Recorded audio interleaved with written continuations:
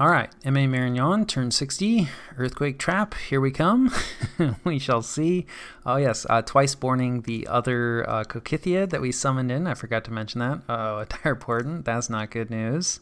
So this is Maelstrom, and that's a pretty good gem generator that I think can only be cast underwater, and it looks like it's been cast by Atlantis. At the end of the day, yeah, this isn't good, but of the underwater powers that we're worried about, Atlantis we don't border, right? So this is kind of a good thing, right? Definitely better Atlantis than Yis for us, but definitely a concern for the room at large. And yeah, we miss with some site searching as happens. So we do a little bit of blood hunting. We're going to start to lose initiates to horrors. This is the disadvantage of using lanterns. Wow, there's like a full horror here too. Yeah, and he ate him before I could verify that there was a lantern there, but yeah, it's definitely lantern stuff. So we don't need to watch those. There's pretty much no way. I don't know about no way. I'm sure there's some kid out there that you could get an initiate to survive some horror attacks, but it definitely would not be worth the cost. So we're just, we're going to lose some initiates. We're going to lose initiates to a lot of things eventually once we finish the research that we want. And it looks like Phlegra did not leave any province defense here this time. So, possibly running out of money or, just thinking like, well, Marignon hasn't really had too much trouble retaking provinces from heavy PD dumps. We did lose one raider group to it. So anyway, I have confidence that we will take that. That was the wrong battle. Sorry for spoiling that for all of us. So this is the battle that we just sort of watched. And then it looks like this worked out for us. I just want to double check how exactly it went. It looks like there wasn't too much province defense here, and that helps a lot. Because the main concern would be that, our thug would get hung up on, just other PD units and then get wailed on by the Gigante warrior. That's pretty much the only situation I think where, we might have lost. Also, we have attack rear going, and I think we're going to pull it off. Yeah, and so we probably, we're going to kill the only commander. So, we probably don't even have to fight the Gigante warrior, although I do think we killed him.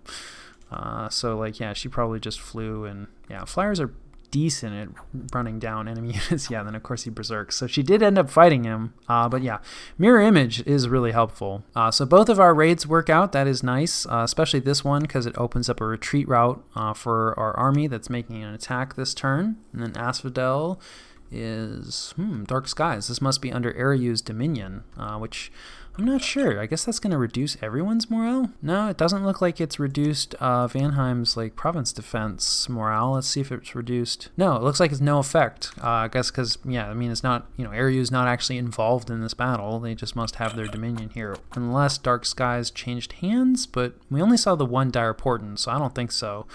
It does look like either there was some retreats or Vanheim was able to predict this small centaur raid. Let's see. Yeah, this is some dryad. She doesn't really have any gem support, so she's just here for leadership only. But yeah, I don't think this is going to work out for the centaurs. Centaurs are pretty good, and I think that, this is a perfectly decent raid, but this is a lot of stuff that they ran into, so either nicely done by Vanheim or, the remnants of their army providing a little bit of help. Not sure which one it was. Then we have a battle. I think this is... Nope. This is our main army moving forward. I can never remember the province names. Okay, so we run into some thugs here. And this is one of the reasons that I wanted to attack into this province, because I didn't want to leave these guys available to mess with our Horror Harmonica Golem. So we'll see. There's definitely some danger here, right? That kit is mainly anti-thug, so I don't have high hopes for our paladin surviving, but I don't think there's a lot of magic resistance gear. Yeah, I don't see any magic resistance gear on this guy, and yeah, no magic resistance gear on that guy. So the Soul Slay and maybe eventually the Charm should help us a lot. Soul Slay somewhere, somebody, come on. I'm pretty sure I had that scripted. Maybe not. Doesn't look like it. It has 100 range or whatever. You can't really ever be out of range. Interesting. One of them's on cast spells, doing some incinerate. But yeah, their protection is decent, but not that high. Ooh, this guy's flying. He's maybe gonna go to the rear, or no, maybe retreating. Oh wait, no. So like, yeah, our knights are decent, although yeah, magic resistance, big problem for us. You can see like we're getting wrapped up a lot, and like now he's regenerating, so like now this is pretty scary from a melee standpoint. But it does look like we routed him, and since he has flight, he is going to be able to fly out of here probably. Oh no, looks like we managed to kill him. Excellent. I think both of those guys were twice-born though, or at least one of them was, so that's not such a loss for Falegra. But still, it's nice to push him back, and you know, they lose the gear. We find a little bit of gear. Winged shoes are very nice, and we don't lose too much to do it. I'm not really sure why our soul slays weren't going off. Maybe I just didn't see them. Or maybe they were soul slaying like other stuff. Yeah, I'm not sure what was going on there. And then we witness a battle. This is probably that Yissian, raiding group pushing forward. And like, yeah, it looks like maybe just the one commander, which would be great. Please. I think, you know, this is a lot of commitment in terms of sacreds, right? Your cap-only sacreds. There's like, I think like roughly 30 of them. It's a good amount of province defense, but it's kind of crappy province defense. Well, Shamblers are okay, but I mean, against Morvarks, forget it. Not going to happen. Okay, it looks like there's 2 of them here. Yeah, all right, cool. That is definitely harder to take down, and they have some bodyguards, so like, yeah, I take that back. This is a fairly solid raiding group, although no kit on those ladies. And yeah, pretty mediocre. Well, I mean, okay, for just regular units, it's pretty good magic resistance, but you know, 16, if you have penetration gear, like this can absolutely be soul slayed, or you know, any kind of magic resistance style attack. Like they're somewhat susceptible to that, and their morale is not actually all that high. So, but yeah, they're gonna have no trouble with this province defense. They lose nothing, and like, yeah, they do have the 2 leaders, so that is not looking good for Pelagia, but that's we knew Pelagia was in trouble. Yeah, I feel bad for that sub. He subbed into a somewhat difficult position, I feel like. Ooh, is that like a curse, it looks like, maybe? Yeah, of course, Lizard Shaman. That may just be even off script, because Lizard Shamans love cursing people. That is kind of their thing. And we do have 1 fire elemental. You can see I changed nothing about this group. Ah, yes, excellent. He does escape.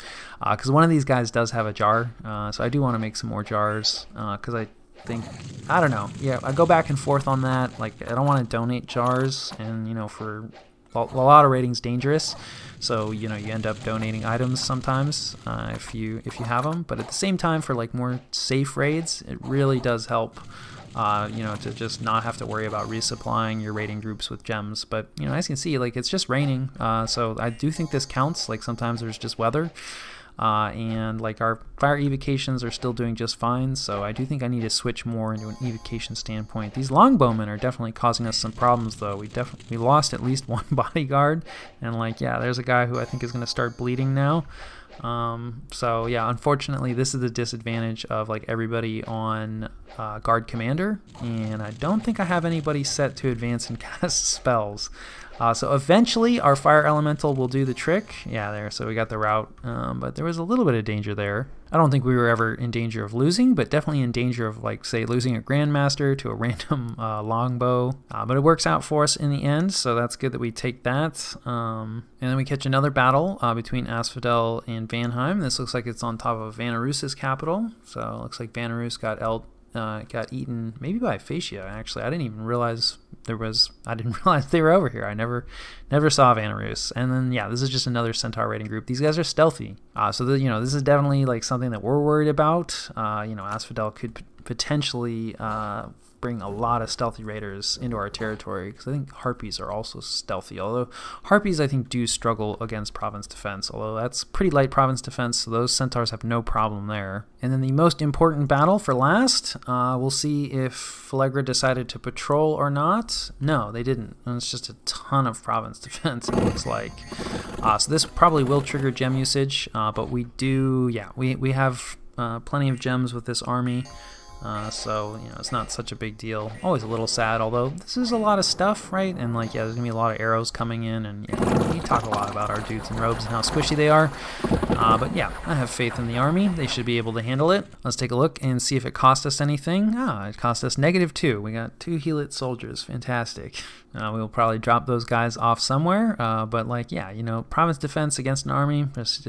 Ooh, ouch, never mind. So it's not just province defense. So it looks like Flegra was patrolling with at least some of the mundane units, and that's a shame. I wonder if, I haven't actually looked, but possibly they staled, because like this kind of looks like this is a great patrol force even when you're at peace, but it's like when you're about to be attacked, I would have expected him to pull this in to the fort or patrol also with the mages. So it's kind of unfortunate that like all of his troops fought without his mages, and now his mages are going to have to fight without his troops. So yeah, that is unfortunate, but it's good news for us. We don't mind an easy war. And then speaking of good news, we get some gold out of a random event. Very nice. And then more gold. I was about to say I thought we got robbed, but no, we robbed the robbers. Excellent. So all upside this turn from the unexpected events, although it looks like for other people that was not the case.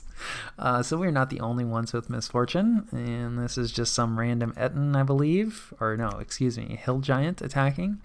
But like, yeah, I think he's not going to be able to, like, yeah, I think this is some of the free spawn probably that Asphodel gets. So these mannequins, yeah, so he's got to collect them. Free spawn I think can be a little annoying to deal with, but like, yeah, these Ettins do surprisingly poorly. I find that even 6 province defense tends to turn them around, or sorry, hill giants, Ettins too for that matter. They are decent anti like thug units though, but yeah, province defense. A classic, some barbarians attacking Shiniyama. Although, yeah, I think these barbarians are screwed because they don't like numbers and they don't like arrows. So, yeah, I think we're going to see some barbarians fail to some pretty mediocre province defense, although quite a bit of it. So, like, yeah, a little touch and go, a few routes, but that works out for Shiniyama. Very nice. And then Ariu getting attacked. Maybe more vampires? No, just villains. So like, yeah, I think, but they have almost no PD here, so I think the villains are going to come away with it. This is probably near like Agartha's land and like a province that they raided, so they didn't bother to put much in the way of province defense. So you don't see villains win too often, but there you go, they come away with it. And then we patrol out 2 units. This is on top of, I believe, the lizard shaman fort that we just took. So yeah, I patrolled with quite a few of our units because I figured there's a good chance there were some scouts here, and sure enough, we got rid of an Agarthan scout and a scout from Man. Man actually does have the option. They have a few stealthy commanders and like I think just a couple stealthy units as well. So Man can actually do like some limited elfing. Definitely something to keep in mind because we do not have a non-aggression pact with them. So yeah, maybe need to get some more patrollers out in that area because we're a little light on patrollers, in our heartland. And then sadly, we lose. Is this okay? Just a friar. So, I'd been avoiding Asphodel's forts because I figured that they were patrolling them fairly aggressively, but we actually have quite a few scouts in their territory now. So I figured, well, like, let's give it a shot, see what we can see if we get away with it. We did not get away with it. So yeah, we get patrolled out here.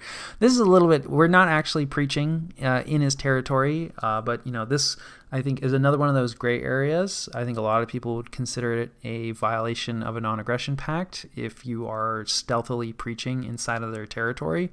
So Asphodel, this may raise an eyebrow, the fact that this is a friar moving in, because we do actually have a lot of dominion in their territory, but that's just because we put a lot of temples along our border, mostly to keep out their dominion, and then of course we also have the throne of bureaucracy, so that helps our dominion push. And at the end of the day, it really actually only helps him, right? Because his dominion kills people off. So if he lets our dominion into his territory somewhat, then it's like he's going to have some provinces that are essentially permanently going to keep their income. So it'd be a waste of my time and actually good for him if I was stealthily preaching inside of his territory. With the important caveat that if I were to put up purgatory, right, then that would be really bad because that kills undead inside my dominion. So if some of his lands are inside my dominion, well, then they're going to kind of become my lands and probably not too long. But we are not preaching inside of his lands because we're not really planning on putting up purgatory, just yet. We're planning on fighting him fair and square and using those fire gems instead for money for even more knights, which is perhaps not the best plan, but that is our plan, so I'm going to stick to it. And then we finish construction of the fortress. This is on top of the throne. And then I forgot about this wrinkle. Now we had breached this fort, right? But we moved everybody off, and I forgot that if you don't have enough siege strength to keep it cracked, they'll repair it. So this is no longer cracked. We won't be able to assault.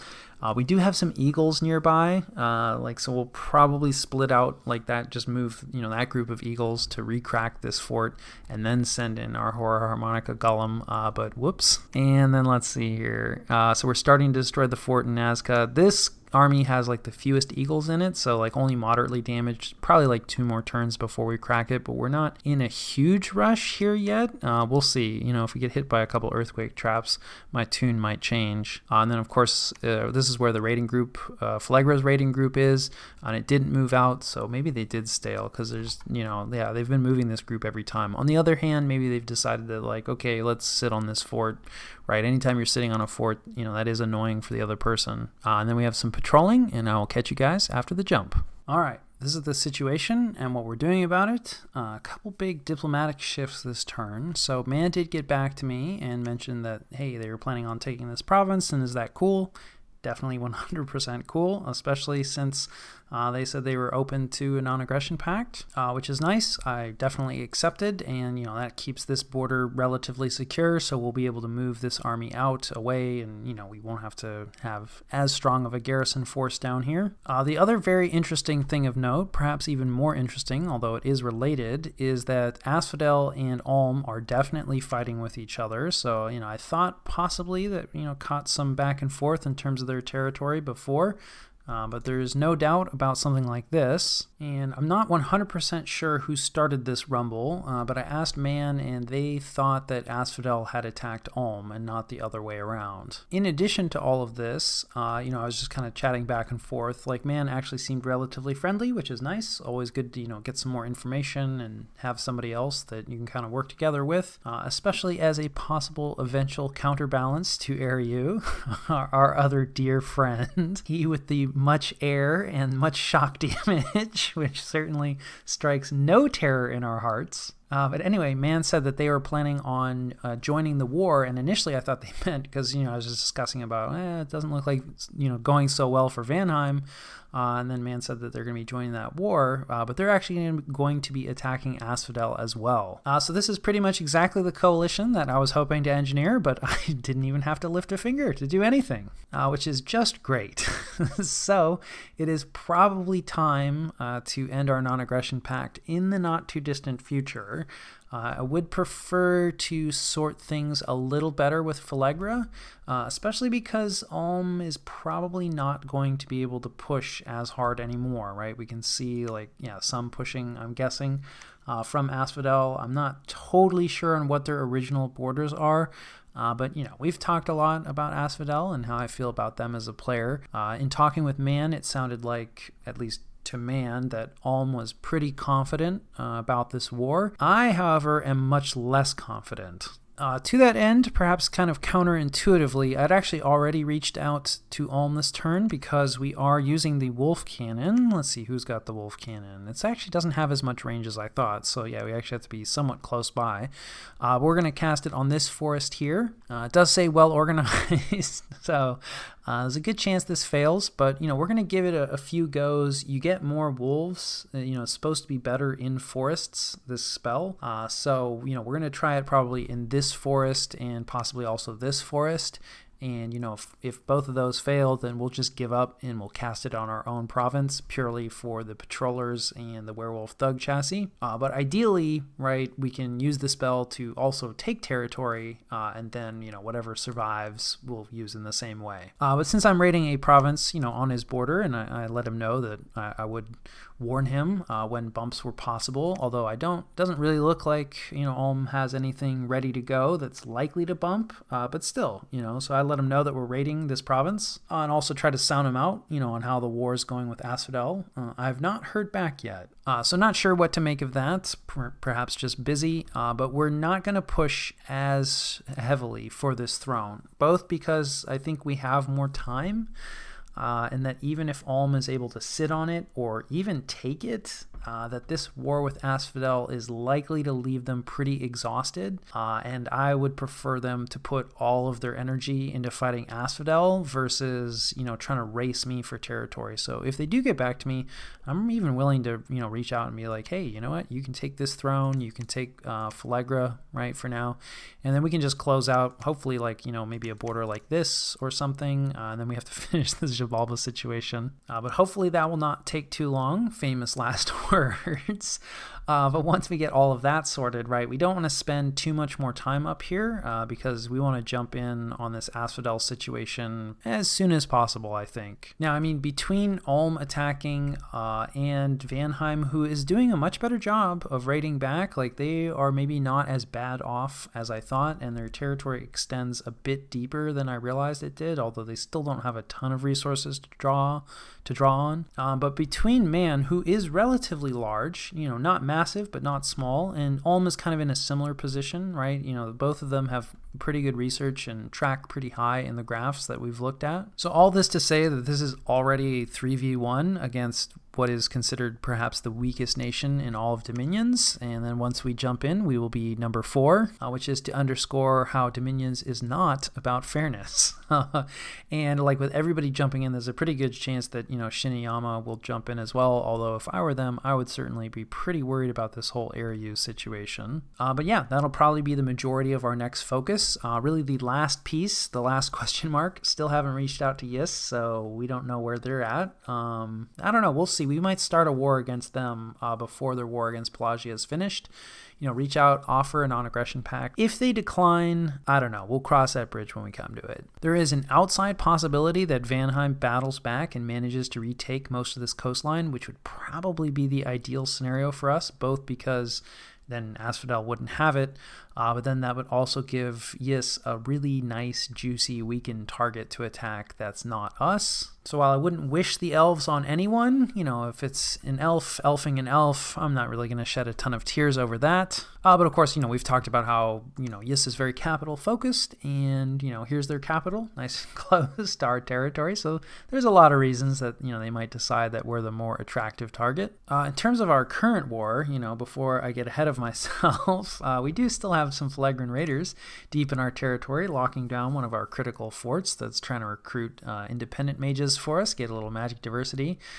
So we are sending our counter raiding group to knock them off. If they try to escape, we'll now actually have an answer in all provinces. Some of the answers are a little on the light side, but at least we should be able to whittle it down to the point where it's really not much of a threat, and I think we'll be able to defeat it this turn. Fingers crossed. We are also, sending our problem solver here to solve whatever problem has been left behind here. And then in terms of what our armies are doing, let's see, we're still working on getting the crack here. Right, Nazca was the one that was moderately damaged, so it'll probably be 2 turns, but that's okay. We're not in a rush yet, although, we've talked about how there's some threat of an earthquake trap, which would change our opinion considerably about how fast this siege needs to go. Before I forget, related to that, we are doing some forging somewhere, in the capital. So we're trying to forge some slave matrices. Our harbingers are already using the master matrices because they can't normally communion, but it does mean that they have to wait around 1 turn while the witch hunters cast the spell to actually enter the communion. So if the witch hunters have the slave matrices, the communion will be ready to go on turn 1, and so we can get a turn 1 fog warriors off, which is perhaps still too slow for a turn 1 earthquake. No, they are both 200% cast time, so there's a bit of random chance, but turn 1 fog warriors should be a pretty good counter to a turn 1 earthquake, and certainly any earthquakes, if they need to summon earth power or something like that first into earthquake, we should be completely fine. So we're forging some of those items to close that hole. But definitely still some danger for this army. To that end, let's see, our eagles are moving on top of this fort to recrack it, and then of course we'll finally use our horror harmonica golem, who we've just had touring around, but he will start working soon. And then our 3rd army here is just pushing into this province, just opening up more retreat routes. We'll probably just we'll take our 3rd army and sit on top of this fort, because that's where our primary army is going this turn. right? So we're going to sit on top of this fort, and then we'll kind of see like what comes back from Ulm. You know, if it's positive diplomatically, then, you know, we'll probably just push. This will probably be it in terms of forts that we take, and we'll turn our attention to Xibalba. If we don't really hear anything back or it's negative, then we'll probably just continue pushing on the throne. We may push on the throne anyway now that I'm talking this through. I don't know. We'll see. It's hard to hard to balance. I do really want Asphodel dead. On the other hand, like, just, you know, giving up a throne for no reason really. I mean, I guess for diplomatic reasons, but a throne that we could take, that doesn't feel particularly great. So we'll see. We may still grab the throne, but we'll probably leave him for Phlegra's capital, at least for the moment. This is, of course, assuming that, you know, there's no disasters that Phlegra is able to inflict upon us, and there's still room for disaster here. So, you know, again, we need to not get ahead of ourselves. I have not canceled the non-aggression pact with Asphodel. When I do, right, we're going to need 3 turns before we're allowed to act. But that said, you know, again, I think this player is good enough that certainly, like, in a, you know, even fighting Vanheim, especially since they probably chose to attack Ulm before the Vanheim situation was finished, you know, if that's the case, then they're pretty confident about what they can do against Ulm. And, you know, knowing this player, the confidence probably is not misplaced.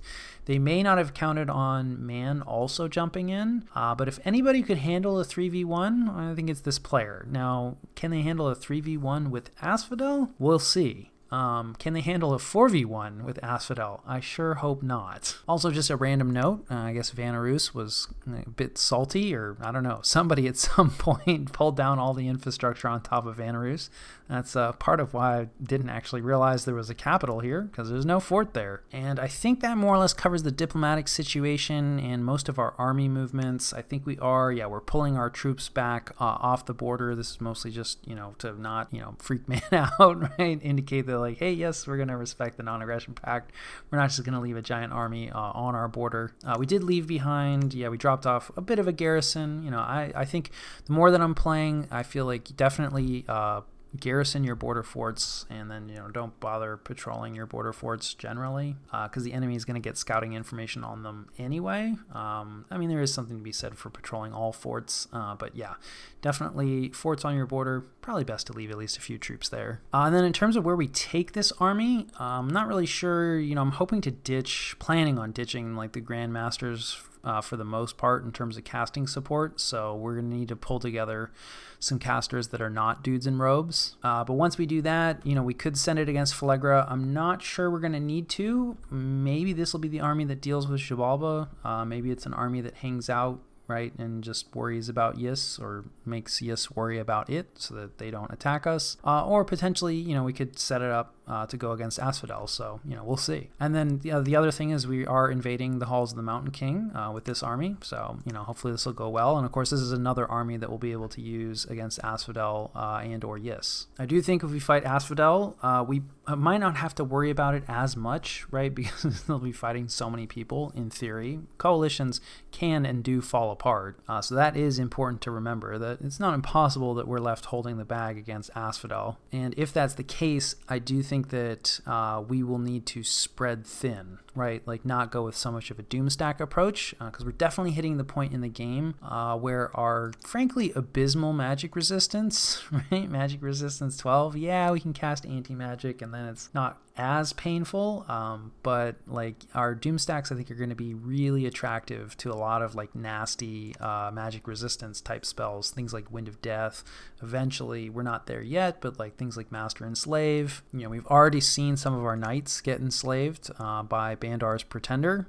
So, you know, you can imagine that a Master Enslave is going to be pretty nasty for us, and these are definitely like really good units. These are the kind of units that people want to snag with those types of spells. So, you know, we may doomstack a bit less against Asphodel, since I think they're the kind of player that's more likely to use things like that and really spank, you know, a large stack of low magic resistance human troops. But I think, you know, a wave of like smaller knight groups, it's going to be much more difficult to pull that off against. To that end, we're only recruiting one paladin, always money issues, of course, but we're going to start to recruit, you know, a lot more paladins out of this fort, probably 2 a turn for the next couple turns, and then filter them out, you know, along our border.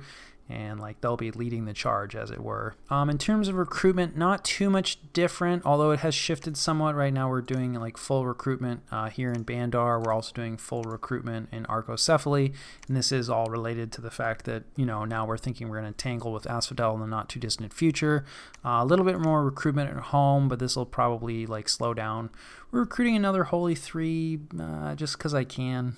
I don't know. We can communion together for the holy spells, but, you know, it is nice for throne claims. We still haven't actually claimed this throne up here because a communion cannot claim thrones, right? You need an actual holy 3. So we do have a holy 3. I think he's in this army. Yeah, here he is. But yeah, it wouldn't hurt to have another one, like especially like we're looking maybe to pick up another throne. Anyway, grabbing another holy 3.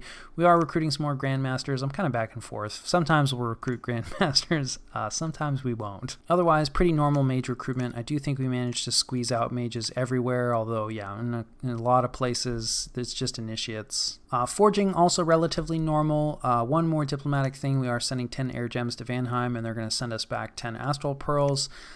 This is kind of a marginal trade for us at this point because air gems are pretty useful for us. So while yes, we do really want astral pearls, we're pretty low on air gems, and this is a questionable trade. But I mean, we do want to try to prop them up and keep them fighting against asphodels. So in that sense, like yeah, I think it's good. And I also said that I would trade them some, when I got the chance, and we had the chance. We have enough. Like this is at 0 because our armies have gem reloads headed out to them, so we're not really having to cut anything just yet for this trade. But in terms of forging, relatively normal stuff. The artifact that we're forging this turn is the Crown of Despair, which is this guy. And again, I don't think this is necessarily one of the better artifacts or the artifacts that people tend to like, but it does have the advantage of not having high path requirements, being relatively cheap to forge.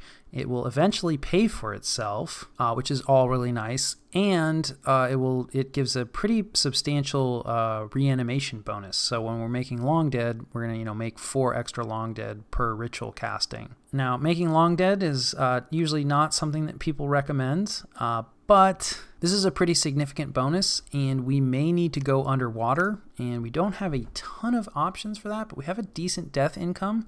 Not amazing, but decent, and Long Dead will go underwater. To all this end, also, the main issue, well, I don't know the main issue with this item, but an issue with the item is it is cursed, so whoever you put it on stays on. So normally for, just reanimating, I would just put it on, say, like this fellow here. But since it's a pretty valuable item, and don't really want to lose it, we're going to bring in a Spectre, which doesn't hurt anyway, right? We're still pretty thin in terms of death casters of any kind or any level, and Spectres are anywhere from death 1 to death 3, so he's going to be useful in that sense, and then he's a decently survivable chassis, so if we do need to take him into battle, we can do that. So yeah, perhaps not making best use of our artifact construction this turn, but we are trying to save gems in a lot of these categories, or at least try to avoid just zeroing them out. So an artifact that's relatively cheap and will pay for itself is quite attractive. And yeah, I think that more or less covers turn 60.